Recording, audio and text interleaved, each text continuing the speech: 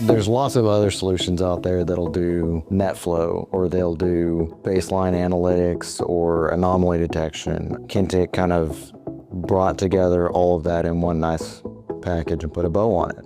I can search just about anything with a search bar, right? And it pulls up a lot of options. And so I can quickly get to solutions. You know, I'm curious about some CDN event. I can type the name of the CDN right in the search and I can pull it up. I can see that spike or whatever I think I may have expected and see how that really impacted us on our different connectivity types.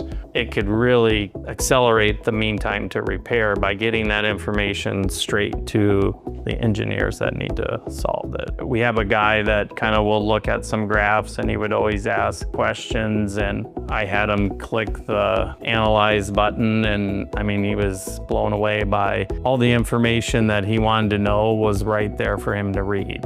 It's a lot of just answering questions that are being asked of them in a matter of seconds instead of hours. Very quick and easy for any skill level to log in and view our data, find an anomaly that happened. It'll dive through all of the metrics and data that is there and present you with the graph or the information that you were looking for.